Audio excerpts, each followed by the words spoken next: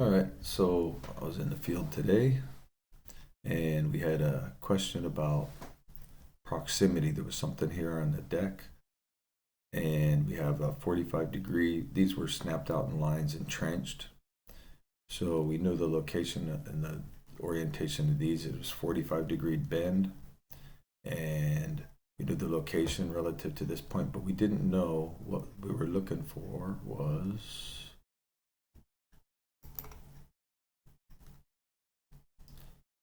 arc tangent to two lines, 35-foot radius right there. This is what we were looking for. And this is the dimension that we were looking for, right? Because typically you're going to lay out arcs, you're going to have this chord length, right? And then with the chord length, then you can do your calculations on laying out a large arc. But what I was really looking for was this dimension here.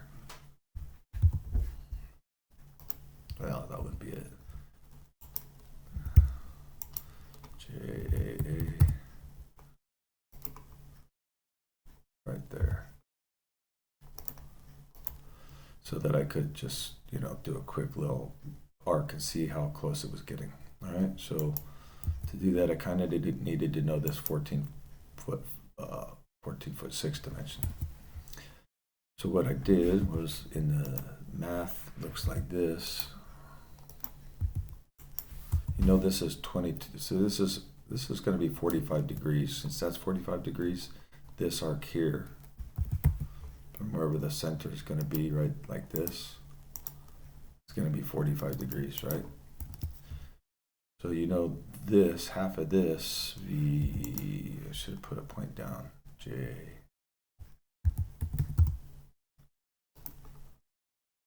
Actually, I can now because I got this up here. Sometimes you don't even know that you got a solution to do until you actually, because drawing it, you just draw it. But sometimes in the field, you got to realize what's the geometry of it. So I'm looking for this dimension. So with the drawn here, you might be able to see it. I'm looking for this triangle here, right?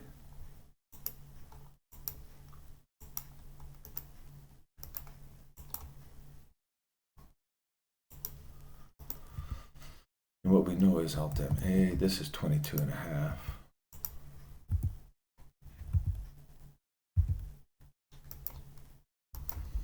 And we know this length is 35.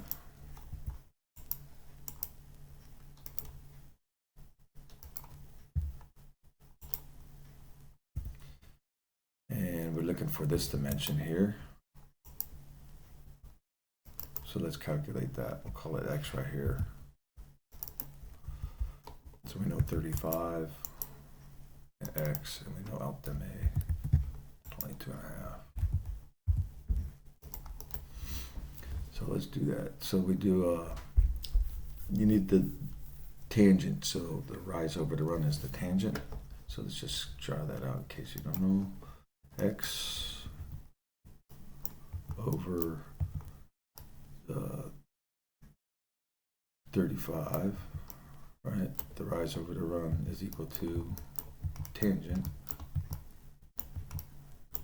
22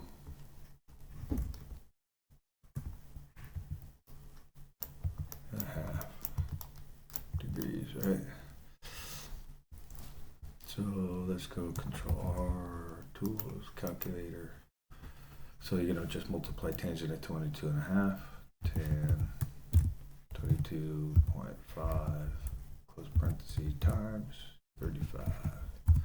We get 14.4975. Control C. And if we look at that, take that dimension. Now we know text.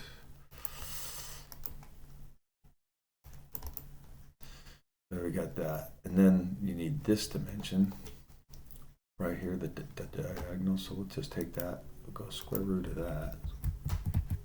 Open parenthesis, 14.975 squared plus 35 squared equal, and then draw that. Control C, compute, Control V equal, and put here, Control C. So you can see how that is. I know it's pretty small, that bar up there. So you know this is here, right? 37.884.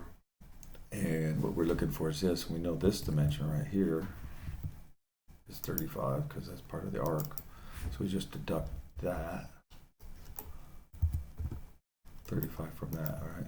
Minus 35. Enter. And you get 2.88. And that's what I was looking for right here. All right.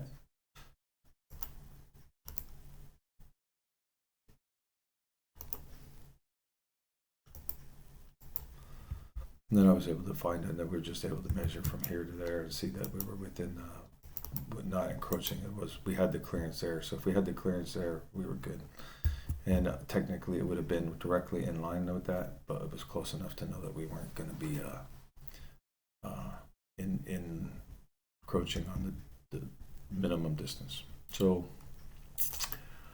you probably get this in geodetics, like if you're looking at horizontal curves, they use this. It's called the forward tangent and back tangent. And you know, usually they give it to you, again, sort of like the compound curves. They give you the information. They don't really ask you to solve that of when you have the forward and back tangents. Oh, you know, let me think about that. Yes, you would, right? Because all you're gonna have is you would use that in geodetics. You'd be solving that problem all the time. All right. Well, hope that helps you in your career, and unless you're laying pipe as a hobby. Have a great day.